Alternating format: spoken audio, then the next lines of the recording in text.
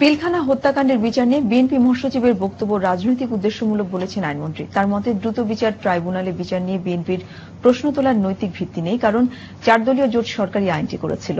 Report করছেন মাজহারুল হক মান্না। পিলখানায় সংঘটিত অপরাধের বিচার আলাদাভাবে 2 আইনে করার সিদ্ধান্ত নিয়েছে সরকার।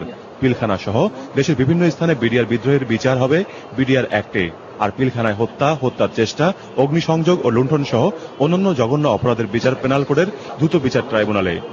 সুপ্রিম কোর্টের মতামতের ভিত্তিতে সরকার এ সিদ্ধান্ত নেয়ার পর থেকেই সমালোচনায় মুখর বিএনপি আগে সেনা আইনে বিচার দাবি করলেও এখন সাধারণ আদালতে বিচারের দাবি তাদের।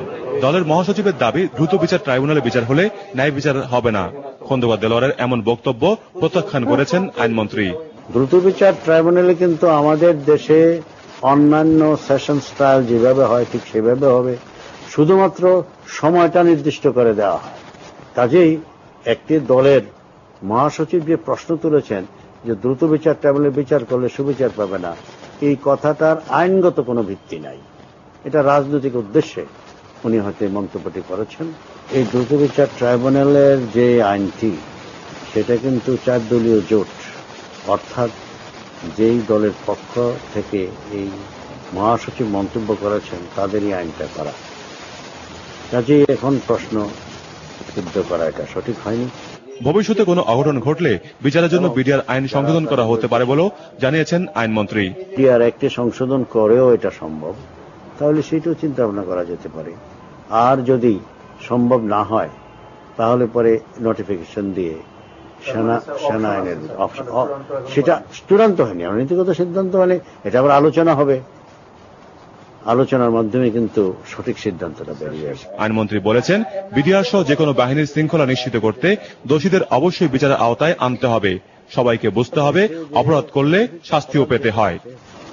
সেটার জন্যই তো তার বিচার। মাজহারুল হক মান্না, চ্যানেল আই, ঢাকা। আইন প্রতিমন্ত্রীর মন্তব্যে তীব্র ক্ষোভ প্রকাশ করেছেন বিএনপি মহাসচিব। বলেছেন, যার ওয়ার্ড কাউন্সিলর হওয়ার যোগ্যতা নেই, হঠাৎ করে আইন প্রতিমন্ত্রী হয়ে তিনি বানোয়াট কথা বলছেন। বিএনপির যৌথ সভা শেষে সাংবাদিকদের প্রশ্নের উত্তরে খন্দকার দেলোয়ার হোসেন দাবি করেন, তার বিরুদ্ধে জাতীয় সংসদের টাকা অপচয়ের অভিযোগ ঠিক নয়। চকর মালিথার রিপোর্ট। পবিত্র ওমরা পালন শেষে বিএনপি চেয়ারপারসনের দেশে ফেরার দিন বিএনপির কর্মসূচি ঠিক করতে সকালে নয়াপল্টন দলীয় কার্যালয়ে বসে বিভিন্ন সাংগঠনিক ইউনিটের যৌথ সভা শেষে সাংবাদিকদের বিভিন্ন প্রশ্নের উত্তর দেন বিএনপি মহাসচিব।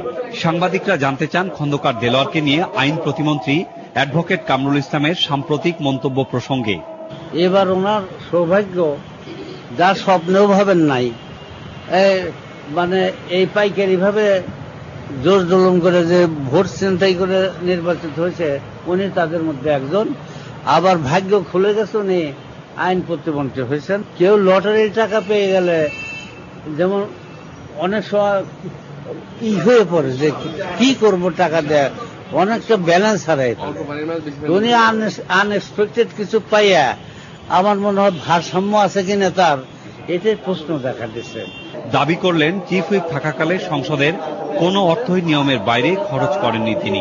সংসদের টাকা বাজার খরচ করছি, এইটা তো সংসদের আইন আছে, সেই মোতাবেক ভিআইপি গণ যে প্রিভিলেজ পায় সেই প্রিভিলেজের মধ্যে কাজ করা হয়েছে এবং ওই বিলগুলি সব পাস হয়ে গেছে, এই দিক থেকেও পাস হয়ে গেছে। এবং ওনাদের যে একটা অবৈধ তদন্ত কমিটি করছিল, অবৈধ, অসাংবিধানিক এবং রুলস অফ প্রসিজার বহির্ভূত, তারাও কিন্তু তাদের এত পৃষ্ঠাব্যাপী রিপোর্টে এই সম্বন্ধে কিছু বলে নাই। এই ধরনের বানোয়াট বিভ্রান্তিকর কথা একজন আইন প্রতিমন্ত্রীর মুখে দেশবাসী শুনতে চায় না। পরে যুবদলের প্রতিবাদ সমাবেশে বিএনপি চেয়ারপারসন সহ দলের নেতাকর্মীদের নামে তত্ত্বাবধায়ক সরকারের দায়ের হওয়া সব মামলা প্রত্যাহারের দাবি